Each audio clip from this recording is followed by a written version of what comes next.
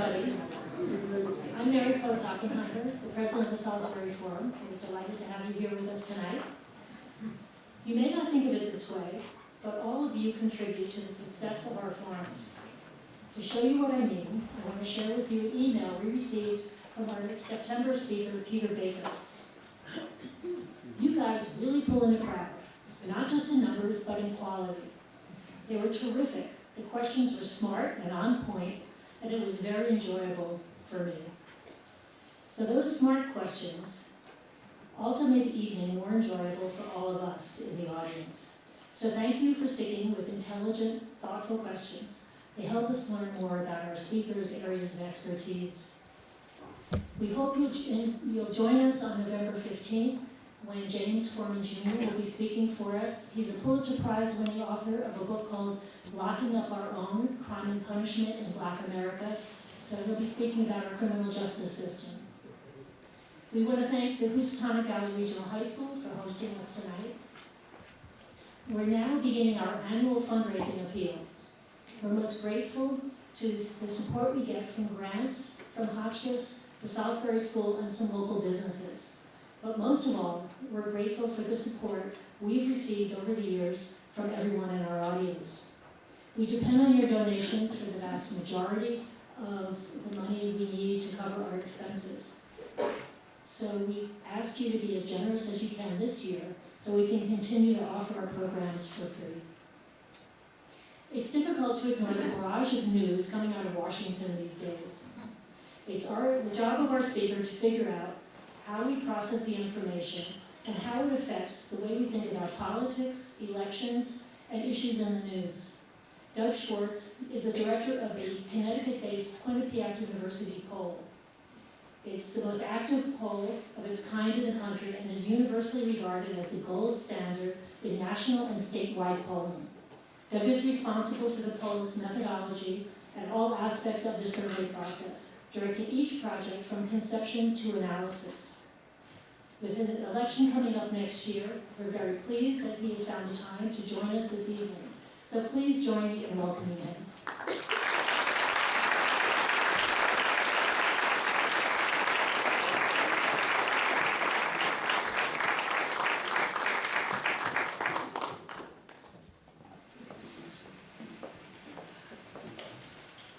Thank you and good evening.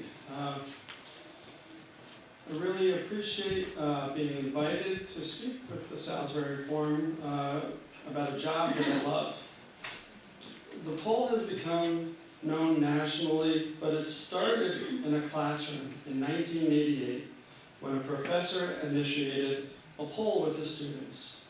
I was brought on in 1994 to direct and grow the poll. At that time, we were only conducting Connecticut polls with 15 interviewer stations. We expanded into nearby New York and New Jersey, branched out into our national poll, and expanded into presidential swing states such as Pennsylvania, Florida, and Ohio. We have continued to add new states to our roster over the years, such as Texas in 2018 and California just this year. We currently have 11 full-time staff members, 200 interviewer stations in our call centers, and have conducted more than 1,300 polls. The job I have is one that I not only find fascinating, but one that carries with it a great deal of responsibility. Pieces of data woven together tell stories about who we are as a country at a given moment in time. It's my role to understand not only what people think about an election or policy, but why they feel that way and how it compares to the past. And the story being told at this given time in the United States is unprecedented and complex. We live in a digital age where Americans have constant access to information and can react to it in real time. Events are unfolding at dizzying speeds, and in the polling world, there are many more polling organizations measuring public opinion than ever before. When I started preparing my remarks for tonight, I naturally focused on the 2020 election. Then September 24th happened. That's the day House Speaker Nancy Pelosi announced an official impeachment inquiry. I was reminded of something a mentor from graduate school recently told me. He reminded me of the gravity of my job at this time in history. And that was before there was any hint of any kind of investigation involving Ukraine. Public opinion is being closely monitored as the House does not have to formally vote to authorize an impeachment inquiry. Lawmakers are weighing public opinion on how to proceed. Up until mid-September, the House Speaker cited public sentiment and the need for bipartisan support to explain why she resisted going forward with impeachment proceedings, following Special Prosecutor Robert Mueller's investigation into the 2016 elections. But then a whistleblower's report surfaced about President Trump's phone call with the President of Ukraine involving a request to investigate Joe Biden's son and his business dealings in Ukraine. The President also admitted withholding military aid to Ukraine, but cited other reasons for the move. The House Speaker changed her mind about impeachment. The question is, where does the public stand? Here's what we have found so far in our national polls. One day before the House Speaker's impeachment inquiry announcement, 37% of Americans said they thought President Trump should be impeached and removed from office. 57% opposed. In a week's time, there was a 20-point swing on that exact question, with Americans divided 47 to 47%. Two subsequent polls on that question haven't shown much movement. Our poll this week found 46% of registered voters saying the president should be impeached and 48% saying he shouldn't. As a pollster, wording is everything, and we posed a second question. We reminded voters that the House began a formal impeachment inquiry and asked whether or not they approved of that inquiry.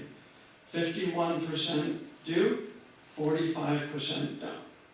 So overall, voters show more support for the inquiry itself, less support on impeaching and removing the president from office at this point. That precise wording is something to keep in mind when comparing findings by different polling organizations. You've probably noticed there is no shortage of polls on this subject. And each pollster is asking variations of impeachment questions, which can result in different findings. Inside those overall numbers, there's that story being told, the snapshot of the country. On the impeachment inquiry question, for example, you see the story of the intense political polarization gripping the nation. 90% of Republicans oppose the inquiry, 90% of Democrats support it, independents are divided. It's not uncommon to see these kinds of numbers on a host of issues, answers locked along party lines. But here's something a little different we found this week. 2/3 of registered voters say it's not acceptable for the President of the United States to ask a foreign leader to investigate a political rival. You probably won't be shocked to find 95% of Democrats feel that way. But so do 34% of Republicans and 69% of independents. So despite the deep divisions along party lines on the impeachment questions, 66% of voters agree it's not acceptable for a president to ask a foreign leader to investigate a political rival. This is one of those pieces of data that tell you more of the story and could signal a change in opinion over time. Before the most recent developments involving Ukraine, the American public did not have an overwhelming desire to begin impeachment proceedings against Trump during and after the investigation by a special prosecutor, Robert Mueller. That's despite the fact that more than half of voters 56% thought the president was not cleared of wrongdoing in the Mueller report. Following Mueller's testimony on Capitol Hill in July, only a third of voters thought Congress should begin impeachment hearings. That was consistent with our findings from late 2018 to July of 2019. How does all of this compare to the impeachments of President Clinton and President Nixon? Quinnipiac University doesn't have national polls during those time periods, but Gallup did track public opinion about the impeachment and removal of both former presidents. Gallup found that while support for impeaching Clinton did climb in its polls in 1998, it never reached majority levels and hit its highest level of 35% leading up to the House of Representatives impeaching Clinton. During the Nixon presidency, Gallup polls show a key event moving public opinion in support of impeachment. In October of 1973, when Nixon had Watergate Special Prosecutor Archibald Cox fired in the so-called Saturday Night Massacre, support for impeachment climbed to 33% immediately after the firing. It continued to climb over the course of 1974, but the majority of Americans didn't support impeaching Nixon until the House prepared to impeach him. By August of 1974, weeks before Nixon resigned, support reached 58%. So it took time for Americans to get behind the Nixon impeachment, and in the case of Clinton, the majority of Americans never supported his impeachment. And Clinton's job approval ratings actually climbed above 70% after the House voted to impeach him. In the case of Donald Trump, his job approval hasn't budged in the past several weeks and currently stands at 41%. With public opinion being carefully watched and polls thrust into the spotlight, not only because of impeachment questions, but the 2020 elections, it's sparking curiosity as well as confusion about polling. A lot of people wonder why they've never been called by a poll. There is a famous story by George Gallup, yes, that Gallup, the founder of the Gallup poll, who was asked by a woman why she was never contacted by the Gallup poll. He said that she had a better chance of being struck by lightning than being contacted by the Gallup poll. And she replied that she actually had been struck by lightning. Just out of curiosity, by a show of hands, I'm not sure I can see you all, but how many people in the room have participated in a poll on the phone? Oh, wow. Much more than I would have expected. Okay. Now, we often get questions from people if they can take our poll, but you cannot volunteer. We randomly select people when we conduct polls in order to get a representative sample. Consider that the population of the United States is 329 million people.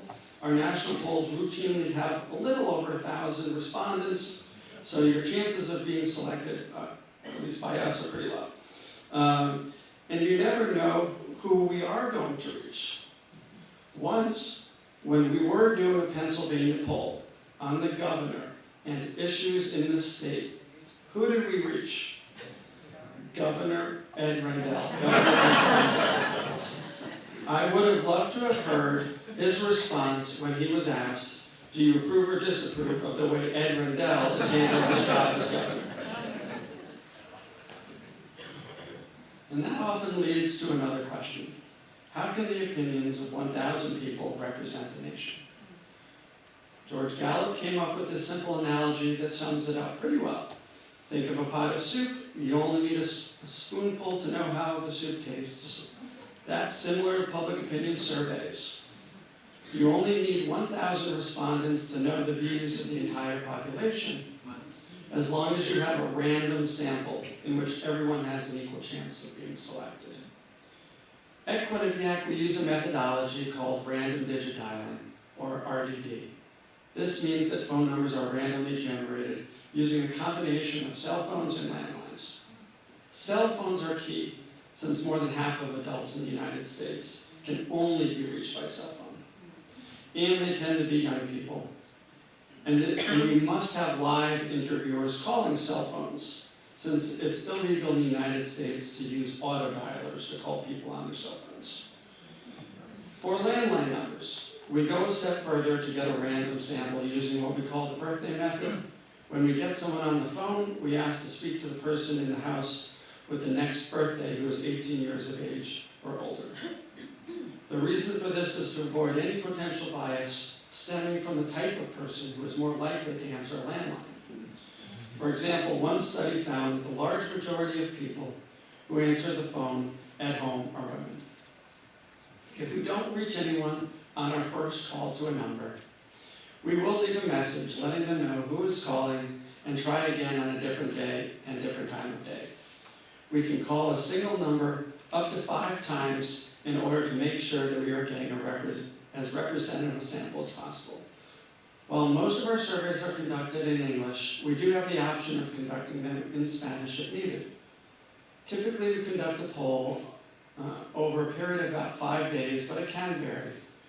To conduct the poll, we have between 100 and 200 interviewers making calls from our polling operations on Quinnipiac University's campus. Our interviewers stick to the scripts provided to them. They're instructed to not even say okay after an answer is given to a question, since a single word can affect a response. Interviewers record respondents' answers on a computer at their station. Once the survey is completed and the raw data collected, there is a calculation that needs to be made called weighting. Basically, we adjust the polling data to ensure that demographic groups are reflective of the population provided by data from the U.S. Census Bureau. One key thing you should watch for in any poll is the number of respondents and the margin of error. Every poll using a random sample has a margin of error because it is based on a sample. If the entire population was interviewed, there wouldn't be a margin of error. Here's an example. Let's say our poll finds that 40% of the nation approves of the way President Trump is handling his job. And the margin of error is plus or minus 3 percentage points. What that means is the actual percentage of the population that approves of the job he's doing is between 37 and 43%. We'll also break down our findings into subgroups of political affiliation, gender, race, age, and income levels. These smaller subgroups have higher margins of error because they use a smaller sample. While we use random digit dialing, other pollsters have different methods. As a pollster, when I'm looking at polls, the first thing I say is look at how an organization conducts its polls. Most surveys conducted online are not scientific.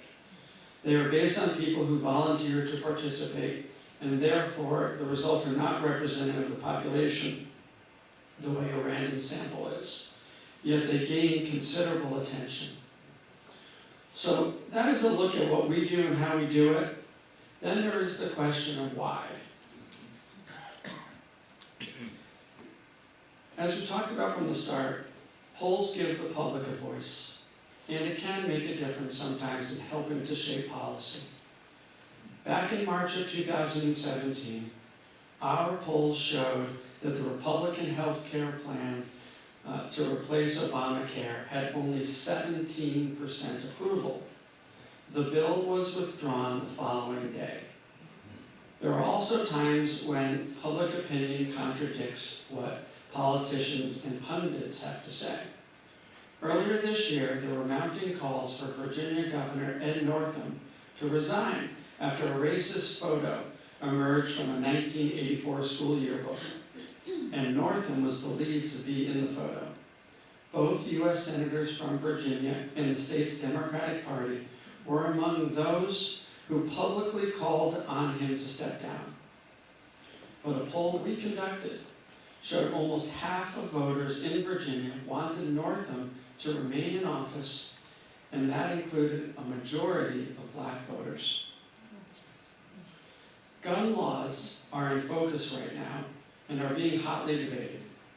In the red state of Texas, many would expect that stricter gun laws would get little support. However, we found in our latest Texas poll that 53% of registered voters supported stricter gun laws, and nearly 9 in 10 supported requiring background checks for all gun buyers. We found Texas registered voters to be less conservative on other issues as well. In June, 57% said they agreed with Roe v. Wade. As we touched upon earlier, the wording of questions is key. One of the best examples of that is on the issue of the death penalty. In 1994, during the New York race for governor, George Pataki, the Republican challenger to Mario Cuomo, wanted to bring back the death penalty. In our polls, we asked New Yorkers whether or not they supported the death penalty. And we used wording that Gallup had used for decades. Do you favor or oppose the death penalty for people convicted of murder? We found that most New Yorkers favored the death penalty. But we also asked another question in that survey. We asked, for people convicted of murder, did they prefer the death penalty or life in prison with no chance of parole? When we asked it this way, New Yorkers were divided. Throughout the years, we continued to ask the death penalty both ways and found that no matter where or when we asked it, there was always a big difference in the results. On a lighter note, here in Connecticut, a former prominent elected official, who shall remain nameless, once told me that he liked how we worded our job approval rating question better than another polling organization. We asked, do you approve or disapprove of the way Mr. X is handling his job? The other organization asked, how would you rate the way Mr. X is handling his job? Excellent, good, fair, or poor? In the reporting of the responses, the fair and poor categories were often grouped together. This official said he didn't think this was right because he was a C+ student all his life and he thought fair was pretty good.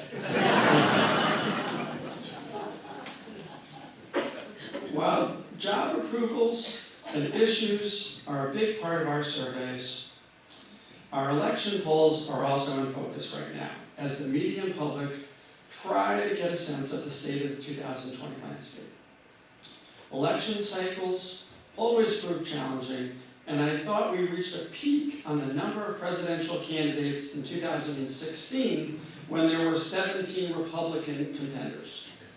At the time, there was a great deal of pressure on pollsters because news organizations relied on our polls to determine which candidates would make the main debate stage and which candidates have a secondary stage. I never imagined that there would be even more candidates vying for office. In 2019, we've had 25 Democratic candidates run for president. And there's even more pressure on pollsters to winnow the field for debates. Quinnipiac University is among the polling organizations chosen by the Democratic National Committee this year to decide which candidates qualify for the debate stage.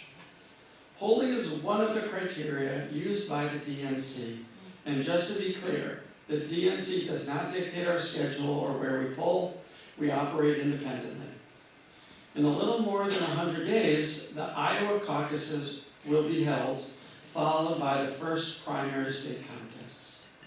A lot can happen between now and then to change voters' minds. One key thing to remember is that polls are not forecasts. They can only tell you what is going on right now. They don't predict the future. Here's the big picture overview I can give you as the 2020 race stands right now. Senator Elizabeth Warren's steady climb in the polls has her sharing the top spot in the Democratic field with former Vice President Joe Biden. Biden had been leading for months. Our last 3 national polls show Warren catching up with him. In our most recent poll, that came out before Tuesday night's Democratic debate, Warren had 30%, Biden 27%, and Senator Bernie Sanders had 11% among Democrats and independents leaning Democratic. We spoke about the margin of error. You have to take that into consideration looking at this poll. It's 5 percentage points among Democrats and Democratic leaders, which is why we can't say that Warren is leading right now. It's too close. Biden has strong support among Democrats who consider themselves moderates or conservatives. Warren has always received strong support among Democrats who consider themselves liberal, but support for her has broadened to more moderate Democrats. Here are a couple of trends we're seeing. When asked which candidate would make the best leader, Warren is close to Biden. Back in April, Biden had a double-digit lead over every other Democrat. On the candidate with the best policy ideas, Warren has consistently received high marks, and she has a double-digit lead over every other Democrat. But when asked who has the best chances of defeating Donald Trump in 2020, Democrats and Democratic leaners pick Biden. No other Democrat comes close in that category. He currently has a 27-point lead over Warren in that category. We've seen one example where a single event can affect the race. After the first Democratic presidential debate, where Senator Kamala Harris had a strong performance, her numbers rose. Our poll, conducted in the days after the debate, showed her in a virtual tie with Biden, the frontrunner. That momentum, however, was not sustained. As for President Trump's re-election prospects, here are some things to watch for. In September, 33% of voters said they would definitely vote for Trump. And 54% of voters told us they would definitely not vote for Trump. Sounds like a big number, but consider that the same amount, 54%, didn't vote for Trump in 2016. In that same poll, 10% indicated they would consider voting for Trump in 2020. 3% said they don't know. These are numbers to watch, especially the 10% number, since late deciders played a big role in 2016 in electing Donald Trump. A president's job approval rating is always something to monitor. We mentioned earlier that it is currently 41% in our national poll. Among Republicans, 75% say they strongly approve of the job he's doing. This is one of those numbers to watch. Since he's taken office, Trump's approval rating has stayed in a tight range.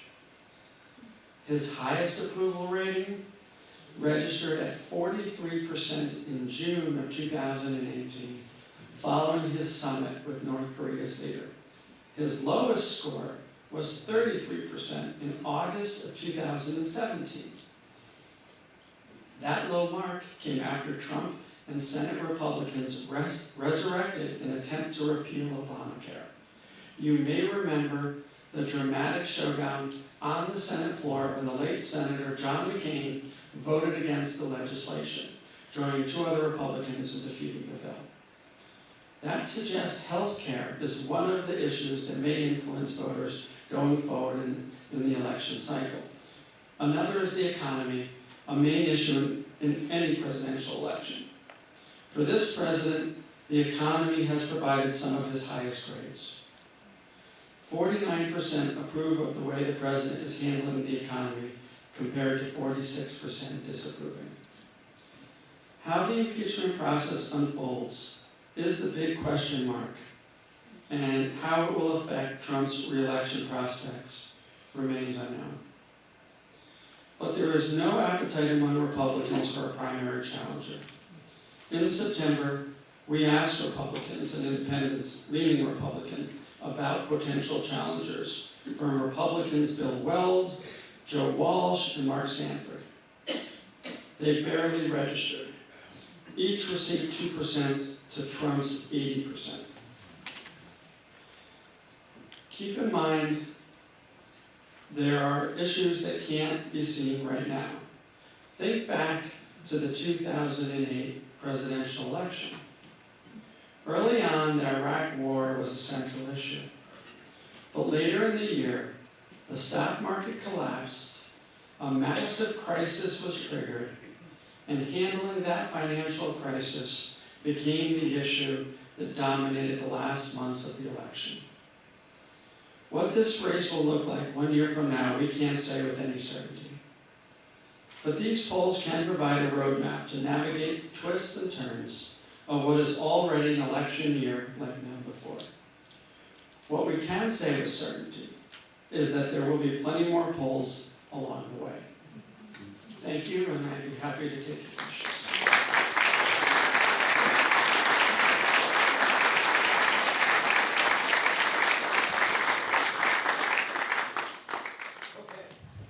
Would you explain a little bit more about your random digital dialing? Sure.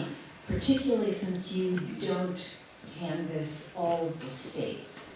And a lot of the cell phone numbers are portable.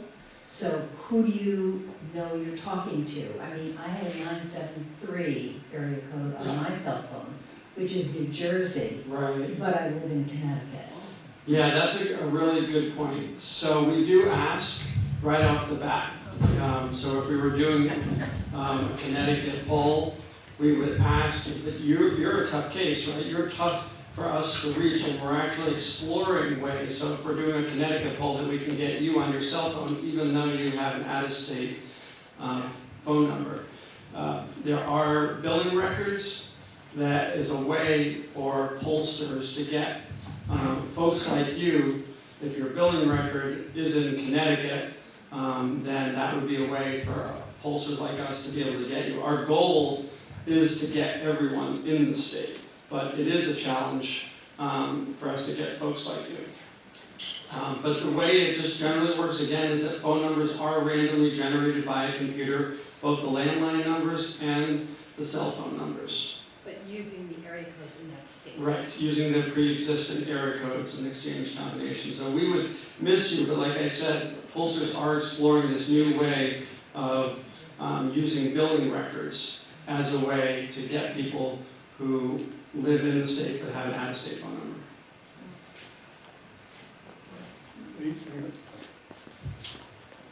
Oh, thanks. Hi, thank you. How did we get it so wrong in 2016? I was waiting for that question. What did you guys do? Surprised it wasn't the first one. All right, so let's talk about the big elephant in the room, 2016. So my overall take is that polls were not as off as sort of as the common what I think of as a misperception. So let's first start with the national vote. So Hillary Clinton won the national popular vote by about 2 percentage points. And what the major polls showed was that she was ahead by about 3 or 4 percentage points. So that is really good. The national polls were on target. But of course, she didn't win the election. She didn't win the election because she lost some key swing states.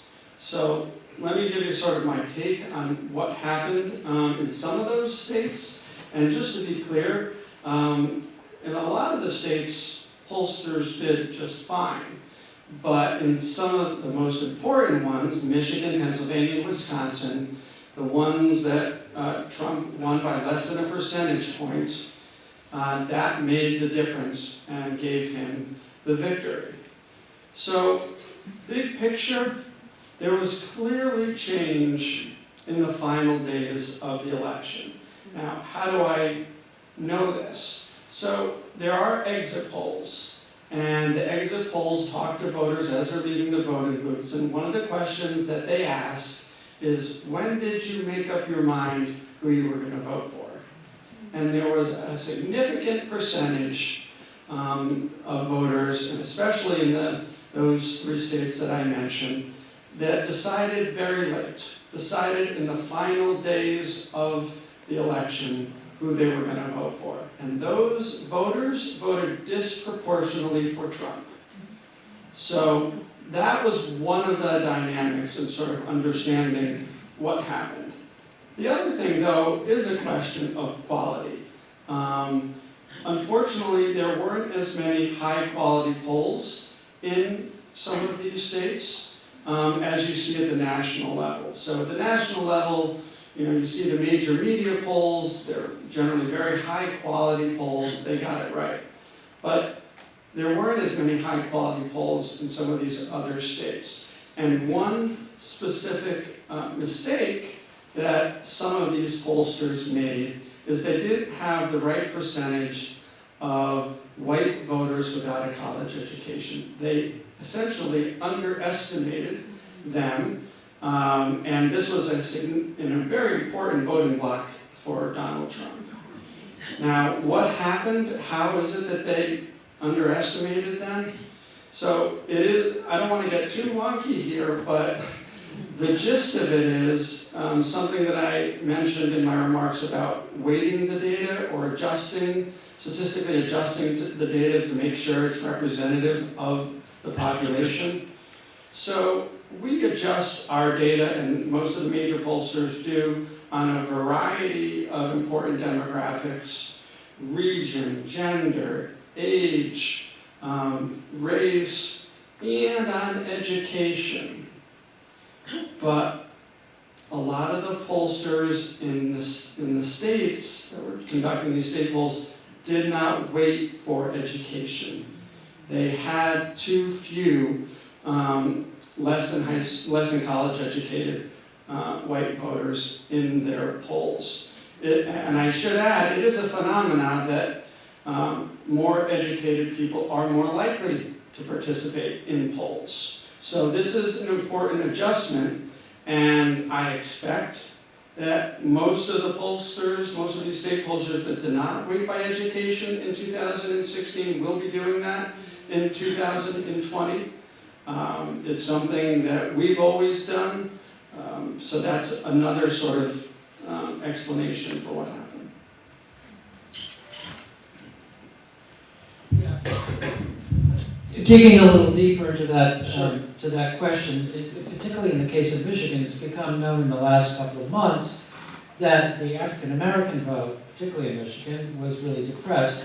So did you over-calculate, the participation of the African American vote as opposed to, underrepresenting the amount of uneducated white voters that would show up?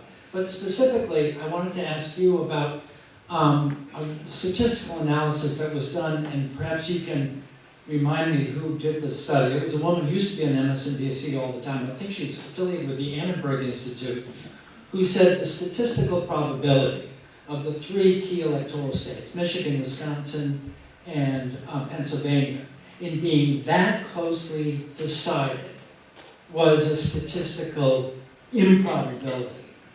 And besides all the factors that you know, when you go back over all the 2016 data for those three states, is there still, in your professional opinion, some anomaly that you just can't figure out? Yeah, so I can only answer for Pennsylvania, since we polled a bunch of states, but we didn't poll in Michigan and Wisconsin. I will come back to the idea that I wish we had polled closer. We stopped about 10 days out, and our final, we did not get close to the election, and we had Hillary Clinton up by 5 points. Another sort of dimension of this, which makes this election really unusual, was that for the first time, we had two candidates that were very unpopular. And so what this meant was there was a significant number of voters that were going into the voting booth holding their nose, not liking either candidate. And so it was really sort of a tough thing for a pollster to have any idea which way these voters who disliked both of them were going to go. So that's sort of another aspect. of what happened in 2016. What about the undercount of African, or The over, the overcount yeah, of I can tell you, at least in African- our own polling, that when we look back at it, our percentage of African American voters were pretty much dead on to what the exit polls said. So at least in terms of what we did, that did not happen. One other thing to keep in mind is I think part of what happened with the analysis of 2016 is that people didn't take into account margins of error. And so I'll give you an example. In our own case, we pulled Florida to the end. We had Hillary Clinton winning by 1 point, but our headline was, "This is way too close to call. You cannot say she's ahead." We are not saying she's leading. Absolutely up for grabs. Florida could go either way. But that's not the way it got reported. It got reported was, Hillary is ahead in Florida. And so what happened after the election then is, people got upset with the pollsters, but I also think some of the responsibility lies with the media or pundits, commentators, who didn't accurately characterize how close this election really was.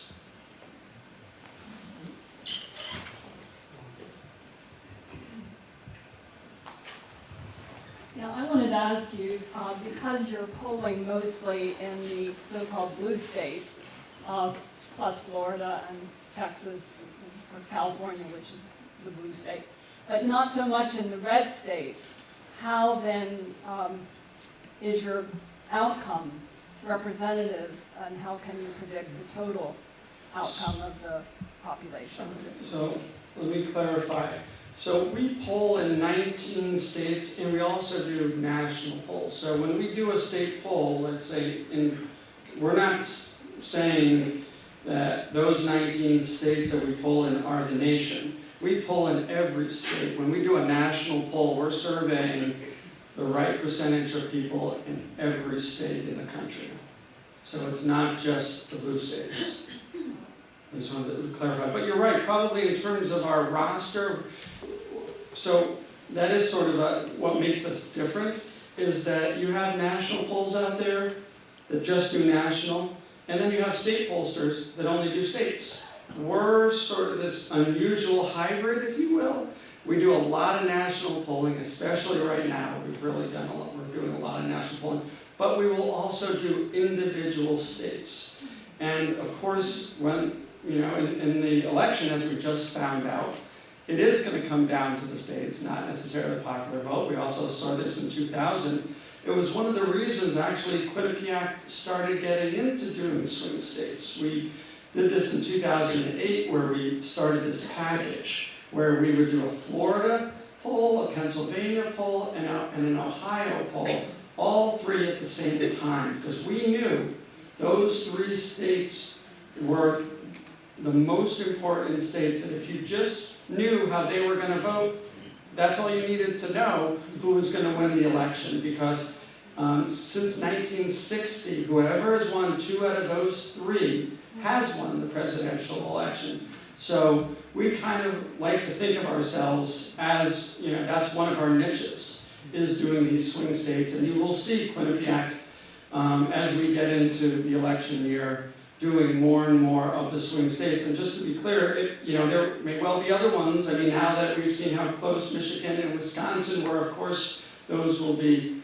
key swing states as well that we will be polling. But I would say, if you had to focus on 3, I still like Florida, Pennsylvania, and Ohio. I know some folks have sort of said, oh, Ohio's gone too red, it'll never come back. I would still pay attention to Ohio, as well as Florida and Pennsylvania. Thank you. You had mentioned likability. Can you give us some insight as to the likability of the various Democratic candidates? And as they say, the presidential choice is binary. And have you done any head-to-head polling, both in terms of the overall percentages between Trump and the various candidates, as well as their likability factors? Yes, we've done both. Actually, recently we did what we call favorability ratings. So do you have a favorable or unfavorable opinion, or haven't you heard enough about the candidate? So President Trump had the lowest favorability rating, very negative. My rough recollection of it is he was around 38% favorable, 58% unfavorable. And as I mentioned, Hillary Clinton's numbers were not that much different in terms of likability at the end of the 2016 campaign. Now, looking at sort of the top three, if you will, Biden, Sanders, Warren, among all registered voters, they're not beloved, but they're not in Trump territory either. They generally get mixed favorability ratings. And I should say, this has been a big change for Joe Biden in particular. He started out very positive, by far the most well-liked of any of the candidates. And over the months, his favorability rating keeps getting worse. All three of them I would characterize as sort of a mixed favorability rating. That is about as many people having a favorable opinion as an unfavorable opinion of them. In terms of the matchups, we did some matchups a few weeks ago of President Trump versus the leading Democratic candidates. Biden does best, but not by a lot. Biden, Warren, Sanders, Buttigieg, Harris, they all beat President Trump. But Biden did slightly better. I believe his margin was about 11 points, but the others were beating President Trump as well by about mid-single digits. But again, just be careful. It is a year out, and I always like to remind people that we're not predicting. So much can change, and it absolutely will, up and down, zigzag between now and next November. One of the things that I've read over the past several years is that people who respond to polls don't always answer honestly. They like to throw a rock in the transmission, so to speak. To what extent do you find that occurring? And how do you guard against that, giving you the wrong answers, or receiving the wrong answers from people you call? Yeah, I've heard that as well. My take on it is that, the polls weren't as off, again, as the perception is, the common perception, that the national polls really didn't do much of an overestimate of Hillary Clinton. Missing by a point is not that much. In fact, some folks have done analysis, and they've said that the polls overall were about as accurate as they've ever been. So, I know people sort of thought, well, Hillary's ahead in the national, and she ended up losing. I think that was part of the problem as well. I don't think there was this sort of, hidden Trump vote, if you will. At most, it was maybe some folks parking in the undecided category who maybe were leaning towards Trump but weren't telling pollsters. That is possible, I suppose. And that in the end, they broke for Trump. But, there are also, folks who give other explanations for what happened at the end of the campaign that could have influenced voters to go to Trump.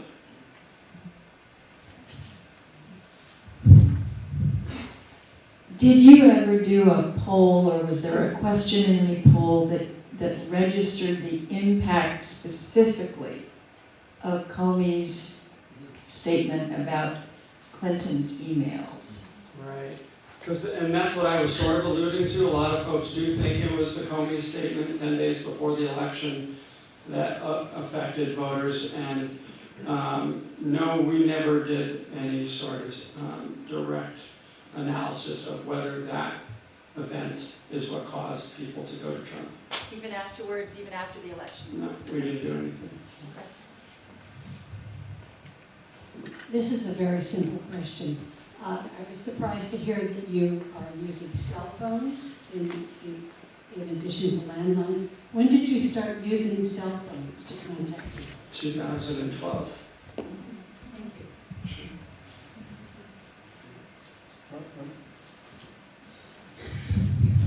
you. Thank you for your talk. How do you adjust your weighting factor? So if you find that you don't have enough in the category of less educated responses, do you keep making phone calls? Okay, yeah, no, we don't keep making phone calls, but what we do is we statistically wait for it. I'll give you an example. So we know that in the population it's 52% women, but suppose we get a sample of 54% women. Now what we do is we would weight down the responses of women now to get it to 52. What is the practical impact of this? Really not much.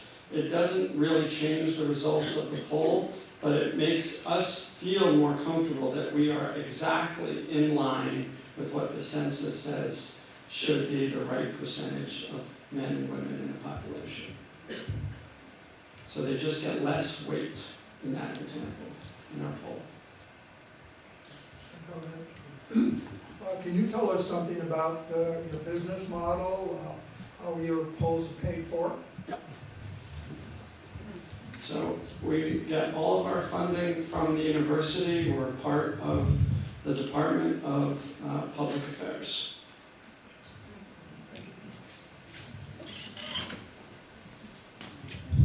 Thank you very much. I was very impressed with your discussion about how public opinion polls have influenced public policy. But taking a page from that, and this is somewhat pedagogical, wouldn't public opinion polls also influence public opinions itself? So I'm thinking of the polling of current Democratic candidates. People may be more favorably disposed to go with a winner or against a loser, and how do you account for the influence of that in upcoming elections? Yeah, that's a good question. So what the literature tells us is that people don't change their minds about who they're going to vote for based on polls. Having said that, of course I recognize the reality that polls do influence the election process. For example, if we show a candidate doing very well in the polls, they're going to get more positive press coverage, they're going to do better with fundraising, and that's going to help them. So indirectly, yeah, it's going to, the poll is having an influence on an election campaign.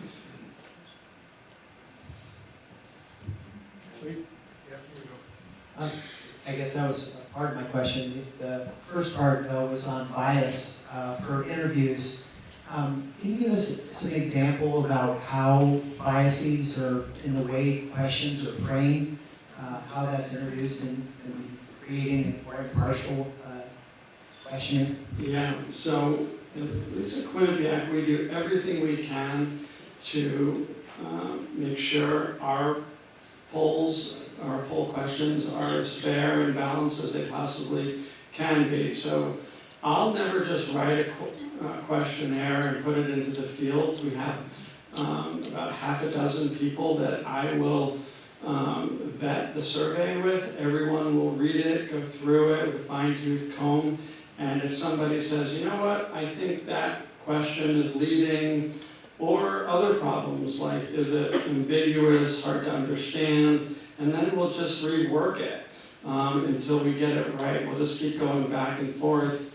It's really a collaborative approach until we have a real consensus on the questionnaire, because I really don't want to take any sort of a risk. I mean, what Quinnipiac is known for is being objective, nonpartisan, and so the worst thing is for people to look at a question, because we are very transparent about what we do. We put everything out there, and to say, oh, we think they wrote a question that leaned to the right or leaned to the left. So we do everything we can to mitigate that.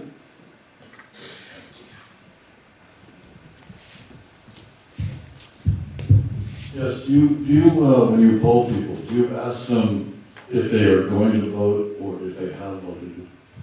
We do. So at this point in time, we're not doing that because we're in sort of what we call a registered voter mode.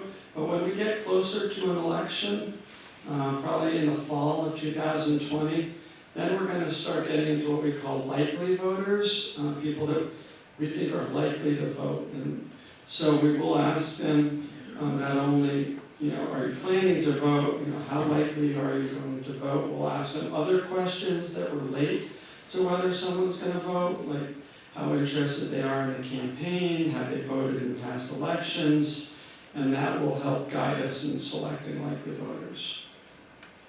But right now, we feel that it's too early. Following up on that last, that last question, given that, as you said, the two presidential candidates last time had high unfavorability ratings, and in fact, I think we've heard that that was reflected in the fact that some people only voted down ballot and not for the top positions, and that was key. Just wondering if you're planning to include a question to that effect this next time, that do you plan to vote for all offices or only for, your local representatives, just to make sure that there's going to be a representative sample for both the Senate races, which are important, as well as the presidential. I hadn't thought of that, but that's a good idea. Thanks for that.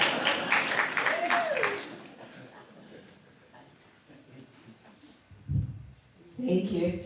This is a follow-up question. You said that you had data that showed that people didn't change who they were going to vote for based on poll data.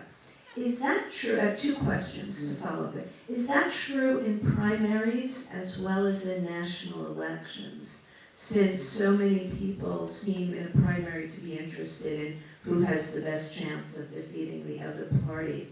And might it be different in this election when for so many people, I've been seeing polls that show that among Democrats and independents, one of the major factors is defeating Trump. So would it be more likely in this election that would be a factor? Yeah, certainly electability is a factor. But what I was trying to get at was, do people change their vote because their candidate isn't ahead? Because their candidate is not, one of the top ones? And what the literature says is no, people aren't, they're going to vote for whoever they like, but one of the reasons why they might like a candidate is they think that candidate is, say, the strongest against President Trump. And is that true in primaries too? In terms of not switching your vote, I'm thinking the literature was more about the general elections. But I would think that it would apply that people are going to vote for, who they really want, not based on what a poll is showing, but who they think.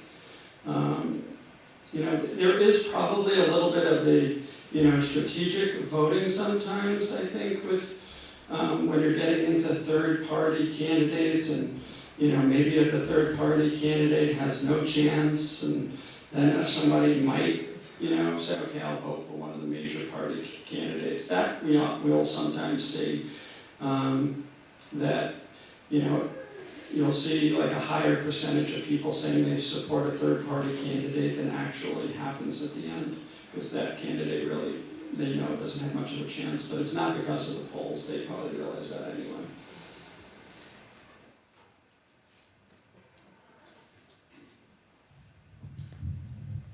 when I listen to the news, I often hear the newscasters say polls show that X candidate has a certain percentage. Are there any ethical standards for becoming an established poll? Your university has done that.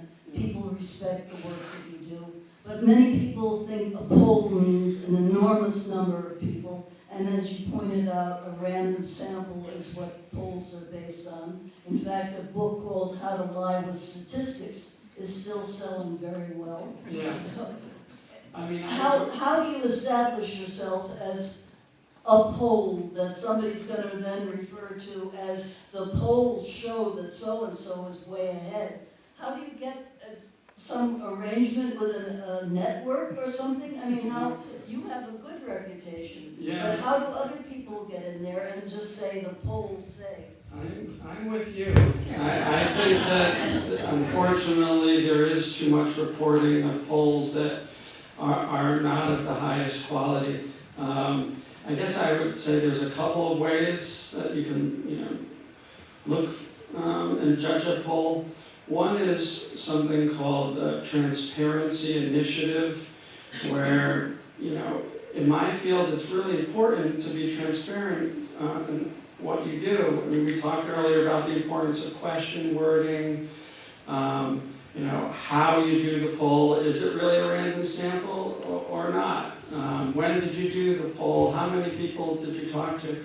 So there are a lot of basic information that pollsters should disclose, and if they don't, I think that they may be trying to cover something up. There's a sort of golden seal of approval from the American Association of Public Opinion Researchers Transparency Initiative. So we subscribe to it, we're members, so we have to disclose all of our methodology. So I like to look for that. If I'm looking at a poll, and if they're not a member of this Transparency Initiative, there's a red flag for me on something like that. I also look at track records. I mean, as I mentioned earlier, we've been doing this for over 25 years, close to 200 elections that we've polled on, that we have a track record. And if you go to Nate Silver's 538, you can see he grades over 400 pollsters in terms of how accurate they are in elections. If they don't have much of a track record and they're not disclosing their methodology, I would be really, wary of them.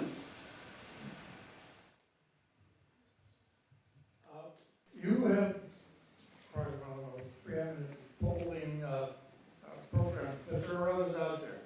Could you comment on how your methodology compares to some of your part of the biggest competitors, if you will? So, I wasn't going to mention competitors as much as folks or pollsters that I really respect that I think do great work. The Pew poll is a national poll, has been around for a long time. If you're looking for really good, in-depth analysis of public opinion, I think Pew is super. What sort of makes us different than Pew is they don't do polls very frequently. When they do them really well. A lot of questions, great analysis, great reports. We poll very frequently, almost every week. We're in the field. We try to be as timely as possible. And I got to tell you, in this era, it's really tough to keep up with all the breaking news pretty much on an hourly basis. If you're looking for, who's going to be asking about the hottest thing in the news, that's going to be us. Some of the major media pollsters are also doing it, but to be honest with you, they're not polling as frequently as they once did. I mean, there's some really good ones. ABC News, Washington Post, they're excellent. But there's sort of a void because polling has become very expensive to do high quality polls, so you might not be seeing them as much as in years past. Could you tell us how you start your questions when you make a phone call? Sure. Because I won't participate if people don't ask me if I'd like to participate. Hi, I'm Doug, calling from the Quinnipiac University poll, located in Hampton, Connecticut. We'd like to ask you your opinion about some issues in the news. And if we're calling you on a landline, first we have to ask, because we have to randomly select the person in the household, could you tell me who's having the next birthday? If we got you on a cell phone, we want to make sure you live in the state that we're polling in. And then we're going to ask you, are you in a safe area to talk? Because we don't want people to be talking while they're crossing a busy street or something. So we'll do that.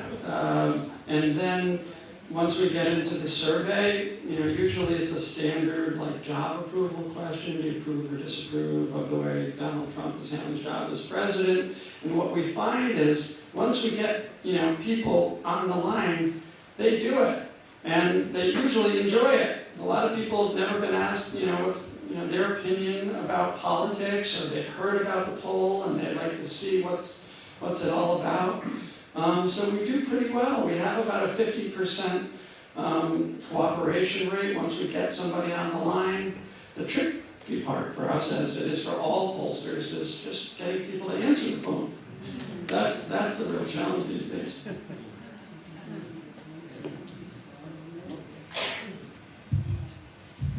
I was curious as to whether voter suppression efforts impact polling.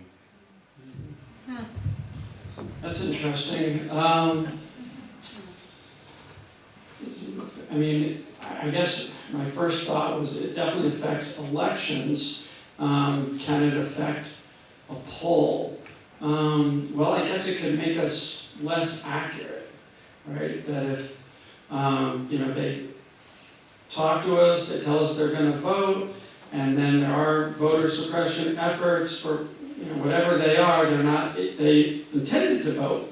They told us that, but then in the end they weren't able to vote for whatever reason. Then that can make the polls less accurate. Hi. Hi there. I'll be honest with you, I'm here to learn. I'm sort of a poll skeptic, so Okay. I'm hoping maybe you can disabuse me of some of these thoughts.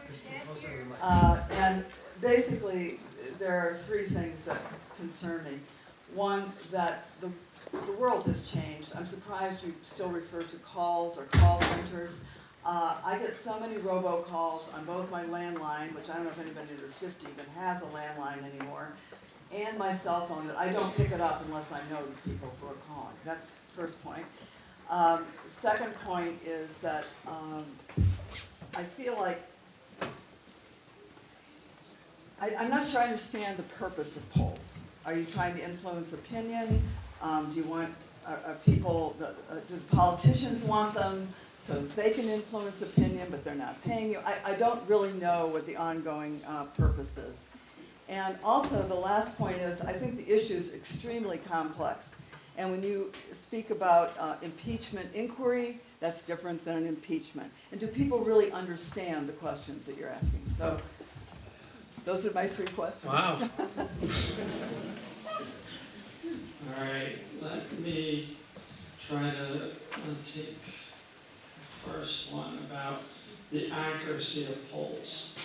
So what I can tell you, at least in our experience, is that when we look at our raw data, when we take a poll and we compare the demographic characteristics of our sample to what the census says, we're generally pretty close. We do weight our data, as I mentioned, but in general, we're doing a pretty good job of getting an accurate representation of the public. Now, we can talk about elections and what happened in 2016. I can tell you what our record was, that on average we came within 3 percentage points of the margin, and that's considered pretty good. That was in 2016. We did well in 2018. In fact, most pollsters did well in 2018. So in terms of overall accuracy, I think polls are pretty much as accurate as they've ever been. What I would, again, caution is don't expect pinpoint accuracy. You know, polls should get pretty close within a few points, but, you know, there is a margin of error. There are undecided voters at the end of an election, so don't expect us to be pinpoint precise, but expect us to get pretty close. In terms of the purpose of polls, I would go back to what I said in my remarks, that we're the voice of the people. It's the best way to measure what people really think. Our job is to find out what average people think about the voters. It's not the loudest. It's not the people with the most resources, but we're supposed to represent everybody. And in a democracy, you want your elected officials to know what the people think. You want your elected officials to know what concerns the people. So I think it's a very valuable role that we play, especially as I mentioned, you know, earlier in my remarks about impeachment. I think it is very important. This is a huge question, and it is important for elected officials, senators, and members of the House of Representatives to know, how do the people feel? Do they think the president should be impeached and removed from office? Did I get your question? Was there a third question? I know there were at least two. Did I miss one? The complexity. Well, that is a challenge. You know, I was talking earlier this evening to some students that is some of the hardest things that we do, is trying to take complex issues and ask voters about them. And if I feel like it's too complex and that the average person probably isn't going to have an opinion about it, I'm not going to ask about it, or I'm going to give them the option of not giving us an opinion about it. I try to ask about issues that are in the news that I would expect people to be, you know, generally aware of, but I try to stay away from topics and issues that I think are going to be too difficult for us to get a good read of public opinion on. I think with that, we want to thank Doug very much for coming here.